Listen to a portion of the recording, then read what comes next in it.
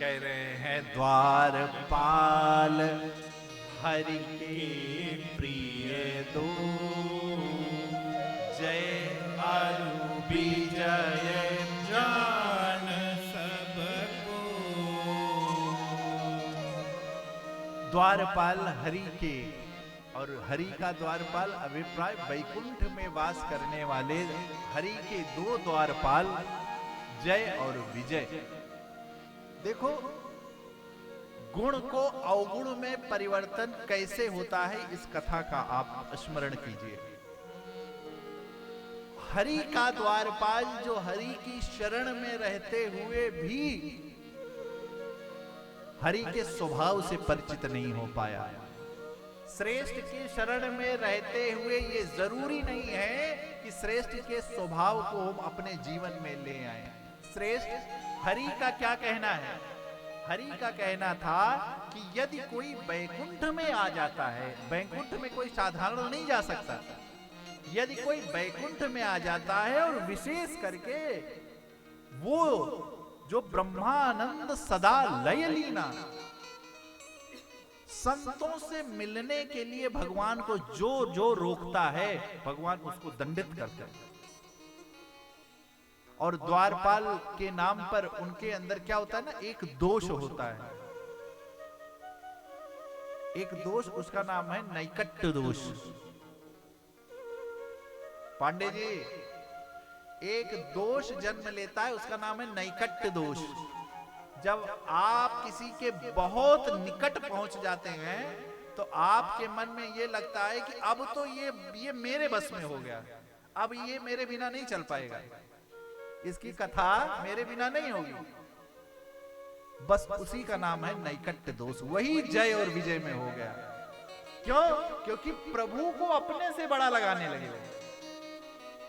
प्रभु ने कहा था कभी संत को ना रोकना, लेकिन उन्होंने संत को नहीं रोका, उन्होंने उनका संघर्ष संत से नहीं था, उनका संघर्ष अपने अहम से था कि मैं तो रोकूंगा, और बस रोक दिया। और कथा तो आती है कि एक बार लक्ष्मी जी को भी रोक दिया था। उनकी उदंडता को देख करके लक्ष्मी जी चुप रही, उन्होंने कहा समय आने पर इनको दंड मिलेगा, और रोक दिया। और रोक दिया तो फिर आप देखिए, जय और विजय कोई साधारण नहीं, सेवक की भगवान की निरंतर सेवा करने वाले, उनका गुण कैसे अवगुण में परिवर्तित हो गया, श्राप हो गया, वही हिरण्यकश्यप बन गए। आप देखिए कि हिरण्याक्ष और हिरण्यकश्यप के समय उनका जो श्राप था वो प्रबल था। उनकी जो वासनाएं थी, पूर्व जन्म की वासनाएं, वो बड़ी प्रबल थी। इसीलिए वो प्रहलाद के भजन का विरोध कर रहे थे। उनकी जो वासनाएं थी, जो संस्कार था, पूर्व संस्कार, वो कम नहीं हुआ। मांगते क्या है कि मैं अमर हो जाऊं, मुझे कोई मार ना सके, दिन में ना मार सके, रात में ना मार सके, मनुष्य ना मार सके इत्यादि, अमर हो जाऊं। उनके अंदर की जो वृत्ति वासना थी कि मैं अमर रहूं। और प्रहलाद से विरोध इस बात का नहीं था, प्रहलाद से विरोध सिर्फ इस बात का था कि प्रहलाद जिसको मैं कहता हूं उसको नहीं भजता, प्रहलाद भगवान को क्यों भजता है, हरि को क्यों भजता है, बस इतना ही विरोध था।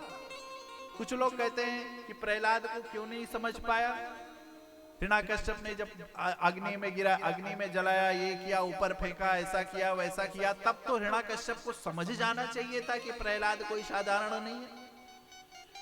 देखो भाई,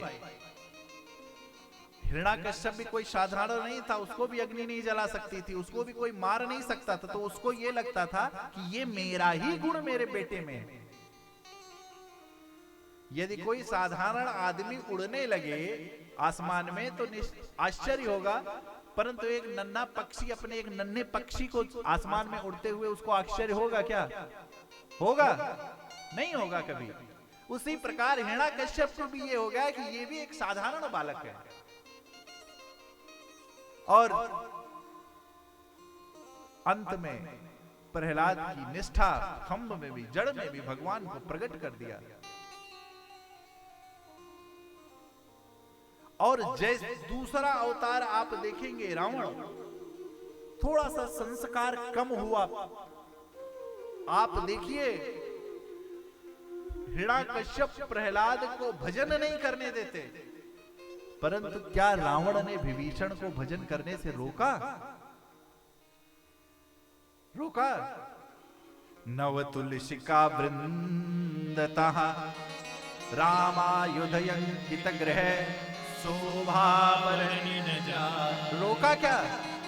जो हिरण्यकश्यप प्रहलाद को भजन करने का से रोक रहा था, वही हिरण्यकश्यप जब संस्कार न्यून हुआ, थोड़ा सा जब प्रारब्ध कटे तो थोड़ा सा जब न्यून हुआ तो थोड़ा सा नीचे आया और भजन करने से लिए विभीषण को नहीं रोकता। और आगे बढ़े तो वही रावण भगवान को मानता तो है, मारी को सके कि बिनु भगवंता, मानता है ईश्वर को, इसमें कोई संशय नहीं है। रावण अपने को सर्वेश्वर नहीं मानता। क्यों? क्योंकि विश्व विजय के समय शास्ता अर्जुन इत्यादि वाली से वो पराजित हो चुका था,